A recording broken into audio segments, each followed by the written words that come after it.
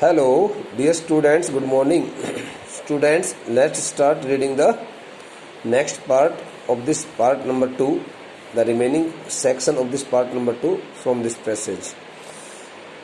So, as you know, we are reading about the interview which took place between Umberto Eco, a great scholar, and Mukund Padmanabhan, a senior reporter from the Hindu. And some part of this interview had been completed by us in the first lecture. Now this is the second lecture especially for this part. So now let's start reading it. It is similarly we have a lot of empty spaces in our lives. Similarly we have a lot of empty spaces in our lives. I call them interstices. I call them interstices. Say you are coming over to my place. You are in an elevator, and while you are coming up, I am waiting for you. This is an interstice, an empty space. The word interstice means an empty space. I work in empty spaces. While waiting for your elevator to come up from the first to the third floor, I have already written an article, and here completing this the speech, completing his statement here at this last word article, Umberto Eco loves. Similarly, we have a lot of empty spaces in our lives transferability. Through this statement, Umberto Eco wants to make it clear that in the life of each and every person, one can see many vacant hours, free hours. But it depends on the will, it depends on a person's will and attitude, whether he or she acknowledges these the empty spaces, these the vacant periods, vacant hours, free hours in their lives or not. So he says that similarly we have a lot of empty spaces in our lives, because he wants to tell us about the importance of these all vacant hours in a person's life. So he calls them interstices. According to Umberto Eco, these the empty spaces are known as interstices. So you are coming over to my place. Here Umberto Eco also gives an example, and through this the example he wants to prove it, how he utilizes the vacant hours, the free hours in his life. Say you are coming over to my place. For an instance, he says that suppose you are coming from one place to, suppose you are coming from your place to his place, where the person, where Umberto Eco is standing or is sitting. You are in an elevator, and while you are coming up, Umberto Eco also states it out that he is sitting or standing at some other floor, and you are coming from some other floor. There is a gap, and this the gap takes some time. So you are in an elevator stands for uplifting device, uplifting machine, with opening and closing ladders, also steps also. So this the elevator is an automatically running machine, lifting machine, that carries the person from one place to another. So you are in an elevator, and while you are coming up.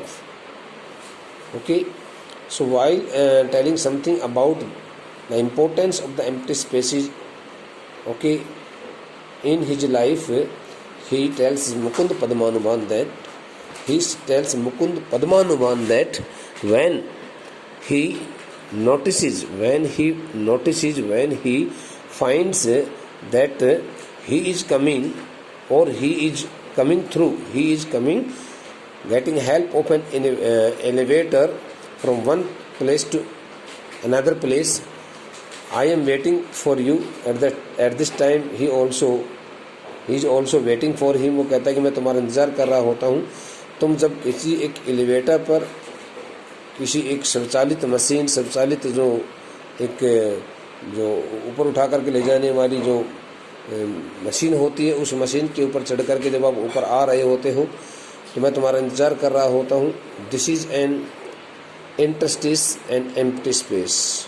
तुम्हारे वहाँ से चल कर के आने से शुरू, तुम्हारे वहाँ से, तुम्हारे अपने स्थान से चल कर के आने से शुरू करने से लेकर के मेरे स्थान पर आने तक का जो समय होता है, 2, 4, 5 मिनट का, 10 मिनट का, उस वक्त को मैं खाली समय कहता हूँ, फ्री आवर कहता हूँ, वैकेंट पीरियड बोलता हूँ, एम्प्टी स्पेस कहता हूँ. I work in empty spaces. Now he mentions it very clearly that he writes his scholarly works. He writes his all scholarly works in free times. Whenever he gets time, he does not misuse it, but he always gets full advantage of the free time. Okay, I work in empty spaces का मतलब जब भी मुझे खाली समय मिलता है, जब भी मुझे वैकेंट आवर्स मिलते हैं तो मैं उसका सदुपयोग करता हूँ. While waiting for your elevator to come up from the first to the third floor, I have already written an article. Now he says that while waiting for his friends, arrival there to his place, he gets a lot of time, and this the time is availed of by him in writing an article. वो कहता है कि तुम जब अपने first floor से, प्रथम तल से, और जब तुम थर्ड फ्लोर, तृतीय तल की तरफ जब तुम चल करके आते हो, पहली फ्लोर से जब तीसरी फ्लोर की तरफ एलिवेटर के माध्यम से जब आप ऊपर मेरी तरफ आते हो तो उसमें कुछ समय लगता है, वक्त लगता है, 2 मिनट, 4 मिनट, 5 मिनट का जो भी वक्त लगता है. कहता है उस वक्त के दौरान मैं अपना एक आर्टिकल लिख चुका होता हूँ. What does Umberto Eco mean by it all? बेटे, by mentioning it all, Umberto Eco wants to tell us that a person should always get full benefit, full advantage of the vacant or the free hours or the vacant hours in his life. Whenever he gets some time, he must utilize it for some specific purpose, for some works, for some activities. And he starts laughing. इस प्रकार की बातें करता है कि एम्बर्टो को कहता है कि भाई देख लो, मैं इस प्रकार से, और प्रथम तल से यानी कि फर्स्ट फ्लोर से थर्ड फ्लोर तक वो एलिवेटर मशीन जो होती है, लिफ्टिंग मशीन जो होती है, वो लिफ्टिंग मशीन जो होती है जो व्यक्ति को एक तल से दूसरे तल की तरफ, ऊपर की तरफ उठा करके ले जाती है, उस एलिवेटर के ऊपर जब कोई व्यक्ति चढ़ करके मेरी तरफ आता है तो उसमें जितना वक्त मेरे पास पहुंचने में लगता है उस पूरे वक्त का सदुपयोग कर लेता हूं और मैं अपना एक आर्टिकल लिख चुका होता हूँ. In other words, in broader sense, he wants to tell us that he uses his time positively. whenever he gets some moments, whenever he gets some moments whenever he gets some moments, especially in the waiting for others or in such other activities, so he does not like to miss them. He really uses such kinds of moments in his life, positively. Mukund, not everyone can do that, of course. When Mukund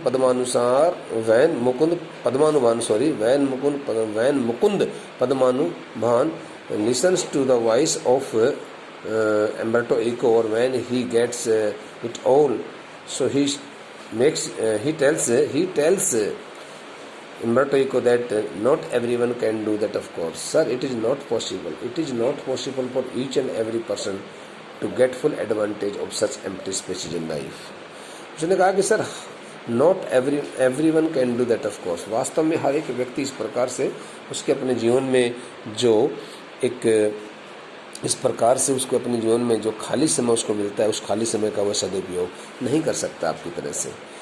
या non fictional writing, non fictional writing stands for बेटा scholarly works, academic works, specially prose writing. Your non-fictional writing, your scholarly work has a certain playful and personal quality about it. He appreciates. Now Mukund Padmanabhan appreciates all the works, all the compositions, okay, as given by, as written by Umberto Eco in the tenure of his services while rendering his services as a professor there at that University of Bologna in Italy. Your non-fictional writing, your scholarly work has a certain playful and personal quality about it. उसने कहा कि आपका जो गद्य लेखन जो है, आपका जो इस लिटरेरी जो वर्क है, साहित्यिक जो कार्य आपने लिखा है, आपका साहित्यिक कार्य आपकी वास्तव में इंटेलेक्चुअलिटी से जुड़ा हुआ जो कार्य है, जो आपने बुद्धिमत्ता का जो एक परिचय दिया है इस प्रकार का एक साहित्यिक कार्य लिख करके, ये वास्तव में ही बड़ा मज़ेदार है और एक व्यक्तिगत तौर से बड़ा ही बहुत ही उत्तम श्रेणी का है, उत्तम क्वालिटी का है। It is a marked departure from a regular academic style. ऐसा लगता है कि शायद आपने नियमित रूप से अपनी एकेडमिक स्टाइल को, अपनी जो शैक्षणिक जो अपनी शैली है काम करने की, उस शैक्षणिक शैली का इस्तेमाल करते हुए आपने इन सभी कार्यों को अंजाम दिया है। ये सभी किताबें, ये सभी पुस्तकें आपने लिखी हैं। Which is invariably means constantly, regularly, which is invariably depersonalized and often dry and boring. Which is invariably means which is constantly, depersonalized means impersonal, which looks constantly impersonal and also looks often dried and boring. वो कहता है कि आपके द्वारा लिखे गए जो कार्य होते हैं उसमें क्योंकि आपने बहुत ज़्यादा समय खुल करके अलग से हट करके नहीं लगाया, और इसलिए आपके द्वारा जो लिखे गए जो स्कॉलरली वर्क्स हैं, लिटरेरी वर्क्स जो हैं, अम्बर्टो इको ऐसा कहता है मुकुंद पद्मानुभान, कि शायद ऐसा लगता है कि आपने जो भी गद्य लेखन का कार्य साहित्यिक क्षेत्र में जो अपनी पुस्तकें लिखी हैं, वो वास्तव में आपके व्यक्तिगत तौर से, वो आपके व्यक्तिगत तौर से वो जुड़ी हुई नहीं है, वो डीपर्सनलाइज्ड है, पर्सनलाइज्ड फॉर्म में नहीं है, और वे अक्सर बहुत ज़्यादा उबा देने वाली, परेशान कर देने वाली और बगैर किसी आनंद के दिखाई पड़ती है। Have you consciously adopted an informal approach or is it something that just came naturally to you? Have you consciously adopted an informal approach, प्रश्न किया गया मुकुंद पद्मानुभान के द्वारा, क्या वास्तव में आपने बड़े ही जागृत मुद्रा में सचेत होकर के, क्या वास्तव में इस प्रकार की एक इनफॉर्मल जो अप्रोच है, अनौपचारिक तौर से जो इस सब काम करने की जो आपने एक शैली अपने अंदर जो बनाई है, क्या वो आपने बहुत ज़्यादा सोच समझ करके अपने अंदर उत्पन्न की है? और is it something that just came naturally to you, या फिर इस प्रकार से एम्प्टी स्पेसेज के दौरान में काम करने की जो ये प्रवृत्ति है, जो ये मेंटेलिटी है, क्या स्वाभाविक रूप से बाई बर्थ क्या ये आपको मिली है? वो पूछना चाहता है। Now through this question Mukund Padmanabhan wants to ask whether he has cultivated the habit of using all the free hours in his life, empty spaces in his life positively, being aware of the importance of this empty space, of the empty spaces, or has he got the quality of utilizing the empty spaces in his life by birth? कहता है कि sir आपको है ना, have you consciously adopted, देखो क्या आपने वास्तव में ही बड़े होश और हवास में, क्या वास्तव में आपने बहुत ज़्यादा सोच समझ करके, बहुत सचेतता के साथ में, क्या आपने वास्तव में इस इनफॉर्मल अप्रोच को एक अनौपचारिक तौर से एक आपका एटीट्यूड लगता है। इस प्रकार का जो आपने दृष्टिकोण बना रखा है, एक अनौपचारिक दृष्टिकोण है जो हर व्यक्ति में दिखाई नहीं देता है कि आपने इसको अपने अंदर ढाला है, कि आपने इसको अपने अंदर उत्पन्न किया है, या फिर ये स्वाभाविक तौर से आपको जन्मजात मिला हुआ है। Umberto Eco, when I presented my first doctoral dissertation, are you silent with here? When I presented my first doctoral dissertation means बेटा thesis होता है, THESIS, thesis, long explanation, interpretation on some topic, on some issue in Italy. वो कहता है when I presented my first doctoral dissertation in Italy, one of the professors said, now Umberto Eco puts an example which he had, puts an example of his experience, live experience, which he had got after presenting his first thesis in Italy.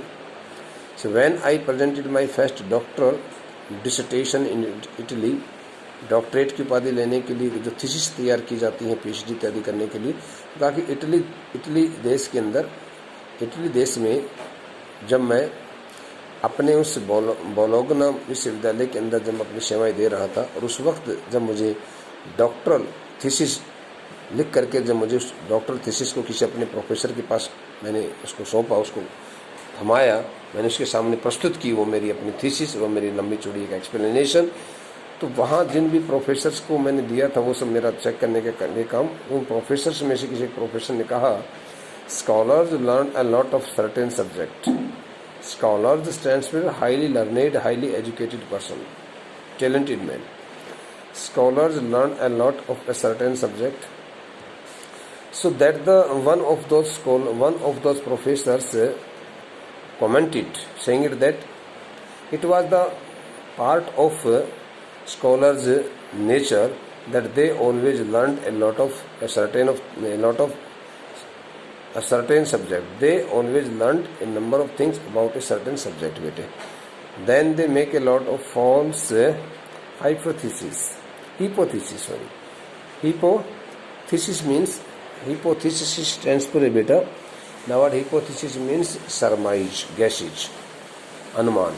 देखो, scholars learn a lot of a certain subject, किसी एक विशेष विषय को लेकर के बुद्धिजीवी जो लोग होते हैं, शिक्षाविद जो लोग होते हैं, वो बहुत कुछ सीखते हैं पहले तो. Then they make a lot of false hypothesis, फिर उसके बाद में काफ़ी सारे वो बहुत सारे अनुमान लगाते हैं. Then they correct them and at the end they put the conclusions, फिर उसके बाद वो उसमें करेक्शन करते हैं, उसको ठीक करते हैं, और आखिरी में फिर वो अपनी थीसिस को निष्कर्ष के तौर पर रखते हैं, अर्थात उसका पूरा निष्कर्ष निकालने के बाद वो अपनी थीसिस को सौंपते हैं. You on the contrary told the story of your research, even including your trials and errors. The word you stands for Umberto Eco के लिए उस प्रोफेसर ने कहा कि भाई एम्बर्टो इको, आप अकेले एक ऐसे व्यक्ति हैं, सभी लोगों से हट करके. ऑन द कंट्रेरी मीन्स दूसरी तरफ से देखा जाए तो, contrastingly, told the story of your research, जिसने कि तुमने अपने शोध कार्य के बारे में, अपने रिसर्च के बारे में, रिसर्च की जाती है डॉक्टरेट का उपाधि लेने के लिए थीसिस लिखने से पहले, तो कहा कि तुमने अपने रिसर्च की कहानी को हमें सब लोगों को बताया अपने से थीसिस के माध्यम से, even including your trials and errors. कहा कि वास्तव में तुमने अपनी कठिनाइयाँ, अपनी जो गलतियाँ अपने की, उनके बारे में हमें परिचित किया. At the same time he recognised I was right, और ठीक उसी समय उस प्रोफेसर ने कहा कि मैं बिल्कुल ठीक था, ये सब करके. And went on to publish my dissertation as a book, which meant he appreciated it. और फिर उसके बाद में ही recognised I was right and went on to publish my dissertation as a book. उसके बाद में उसने मेरे को कहा कि आप अपने इस थीसिस को और एक पुस्तक के रूप में पब्लिश करा सकते हो, प्रकाशित करा सकते हो. आपने थीसिस बहुत अच्छी लिखी हुई है, हमने देखा है, पढ़ा है. विच मीन्ट ही अप्रिशिएटेड, जिसका मतलब सीधा सी निकलता था कि उसने मेरी तारीफ की. उसने मेरी क्या की? तारीफ की. इसको बेटा एक बार मैं दोबारा से इसको आपको समझाता हूँ. Scholars learn a lot of a certain subject, then they make a lot of false hypothesis.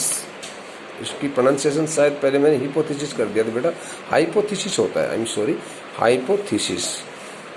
Then they correct them and at the end they put the conclusions.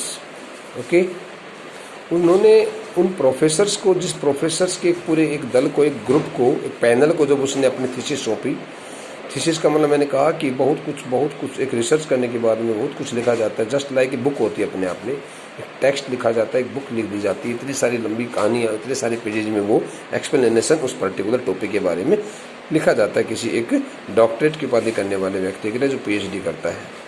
तो कहा कि जो बुद्धिजीवी लोग होते हैं वो एक विशेष विषय को लेकर के बहुत कुछ सीखते हैं पहले तो, फिर उसके बाद में बहुत सारी झूठी परिकल्पनाएं करते हैं, अनुमान लगाते हैं। हाइपोथेसिस में मैंने कहा surmises, guesses, speculations, then they correct them, फिर उसके बाद में उनमें कुछ अशुद्धियाँ निकालते हैं, ठीक करते हैं, और फिर आखिरी में दे पुट द कंक्लूजन्स, भी आखिरी में फिर वो निष्कर्ष पेश करते हैं भाई इस प्रकार से हमने सब लिख दिए। अब कहा कि देखो ये यू जो लगा, मैंने कहा कि ये बड़ा इंपॉर्टेंट पैसेज है। कहा कि क्योंकि ये यू लगा है उसके लिए एम्बर्टो इको के लिए, so that the one of the professors told Umberto Eco that it was you, in direct speech बोला, it was you, okay, it was you who told the story of his research. उसने कहा कि भाई एम्बर्टो eco, आप ही एक ऐसे व्यक्ति हैं जिसने कि अपने शोध की पूरी कहानी यहाँ पर हमारे सामने अपनी थीसिस में लिख करके दिखाई है।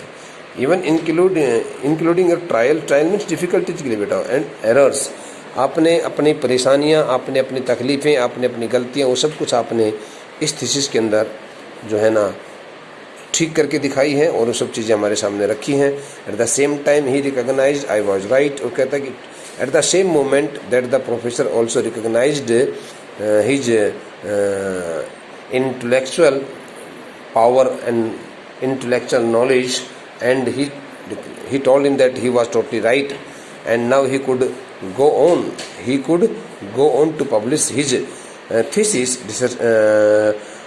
dissertation as a book. उसने कहा कि now he was totally free to get his thesis fully published as a book. It meant he had appreciated him. At that point, at the age of 22, I understood scholarly books should be written the way I had done. So it was the only time in the life of Umberto Eco when he had acknowledged it on his part that, and it was the time of, it was the age of 22. I mean to say, when Umberto Eco was at the age of 22, okay, so young, so he had presented his thesis, writing on some topic, okay, and he had also got appreciation from his professor, and he had also understood that scholarly books should be written the way he had written, by telling the story of the research. Okay, a person should always include all kinds of details regarding his research, whatever he noticed, whatever he saw, whatever he found, whatever he acknowledged, each and everything, okay, based on his experience, must be included in that thesis, so that it could become more impressive and emphatic. This is why my essays always have a narrative aspect. That's why, this is why means here in my explanation I would like to explain it. That's why it was the only reason that Umberto Eco's essays had always